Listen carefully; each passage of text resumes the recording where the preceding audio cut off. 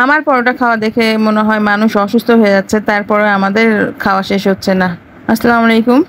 এই তো দেখতেই পাচ্ছেন আবার শুরু হয়ে গেছে সকালটা পরোটা দিয়ে, যেমনই শেপ হোক না কেন, বৃত্ত, ত্রিভুজ, চতুর্ভুজ, যে কোনো শেপই হোক না কেন কোনো সমস্যা নাই, শুধু তেলটা দেওয়া লাগবে।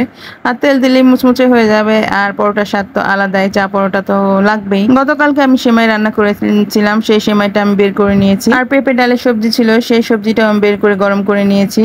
এই তো আমাদের আজকের নাস্তা ছিল পরোটা, সবজি আর সেমাই, আর চা তো থাকছেই। আর এদিকে আমার ছেলেটা খুবই দুষ্টুমি করছে, তাকে তো খাইয়ে দেওয়া লাগছে, দেখতেই পাচ্ছেন। কি থেকে কি করবে না করবে হয়তো বুঝে পাচ্ছে না, চেয়ারের মধ্যে ঢুকে গেছে, এখন বের হতে পারছে না। তারপরে আমি বের করে দিলাম, আবার দুষ্টুমি করছে, আবার কি কি সব করে বেড়াচ্ছে, আবার চেয়ার নিয়ে উল্টানোর চেষ্টা করছে, আমার যে পড়ে যাবে। তো এত দুষ্টু হলে হয়? সবাই দেখেন আমার ছেলেটা কত দুষ্টু। আমি ভয়েস দিচ্ছি আর আমার ছেলেটা আবার আমার দিকে তাকাচ্ছে, দুষ্টু বলেছি তাই তাকাচ্ছে। এই তো আবার হঠাৎ করে বৃষ্টি চলে এসেছে, দেখতেই পাচ্ছেন যে বৃষ্টি হচ্ছে। আর আমি আবার অনেক দিন পরে বৃষ্টিতে হাত দিলাম, কারণ এখন তো ভেজাই হয় না, বাচ্চা কাচ্চার জন্য বিশেষ করে ভেজা হয় না, যে ঠান্ডা লেগে যাবে, আমি গেলে তো ওরাও চলে যাবে, এর জন্য। বৃষ্টি হচ্ছে আর খিচুড়ি হবে না তা কি হয়? তো আজকে আমি করে নিয়েছিলাম যে পাঙ্গাস মাছ দিয়ে খিচুড়ি। মাছের যে খিচুড়ি হয় এটাই অনেকে জানে না, আমাদের রাজশাহীতে এই খিচুড়িটা খায় না, কিন্তু নওগাঁর ওইদিকে খায়। আমি ওখান থেকে খাওয়া শিখেছি, আমার শ্বশুরবাড়ি নওগাঁ, তো সেখান থেকে আমি খাওয়া শিখেছি। সেখানে ওরস বা কোনো বড় জাতীয় কোনো কিছু আয়োজন করলে পারে অনেক বড় বড় মাছ দিয়ে মাছের খিচুড়ি রান্না করে, সেই খাবারের স্বাদটাই আলাদা হয়। তো আজকে আমি পাঙ্গাস মাছের পোলাও চাল দিয়ে খিচুড়ি করে নিচ্ছিলাম। আমরা হলুদ দিলে সাধারণত খিচুড়ি বলে থাকি, আর এটা হচ্ছে পোলাও চাল দিয়ে করছে, অনেকে বিরিয়ানি বলতে পারেন। যে এই খিচুড়িটা খেয়েছে না কেন সবাই বলেছে অনেক ভালো। যারা পাঙ্গাস মাছ খায় তাদের কাছে ভালো লাগতে পারে, আর যারা খায় না তাদের কথা তো আমি বলতে পারবো না, তারা অন্য মাছ দিয়ে খেয়ে ট্রাই করে দেখতে পারেন, তবে একটু তেলটা বেশি দিতে হবে।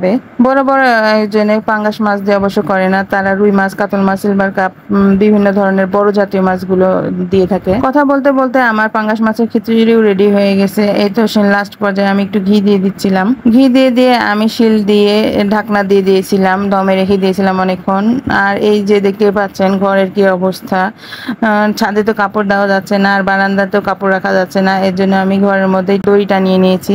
এইদিকে আমার ছেলেটা ক্লে দিয়ে সব কি কি বানাচ্ছে, ওদের কি কি নাম সব, সিসিটিভি ম্যান, ক্যামেরাম্যান, এই ম্যান, টিভি ম্যান, আর কি কি সব বানিয়ে বানিয়ে এই যে দেখতে পাচ্ছেন রেখে দিয়েছে, অনেক সুন্দর করে বানিয়েছে অবশ্য, কিন্তু আমি ওদের ওগুলো চিনতে পারি না। এই তো এদিকে আমার রান্নাটাও হয়ে গেছে, দেখতেই পাচ্ছেন কতটা ঝরঝরে সুন্দর হয়েছে, আর খেতে অনেক মজার হয়েছিল। মাঝখানে আমি শসা লেবু কেটে নিয়েছিলাম, তো সেগুলো ভিডিও করতে ভুলে গেছি। এই তো তারপরে আমরা খেতে চলে এসেছি, আসলে অনেক মজা হয়েছিল। আপনারা বাসায় একবার হলে ট্রাই করে দেখবেন, বিশেষ করে যারা পাঙ্গাস মাছ খান তারা তো অবশ্যই দেখবেন, আর যারা পাঙ্গাস মাছ খান না তারা বিভিন্ন বড় ধরনের মাছ দিয়ে খেয়ে দেখতে পারেন।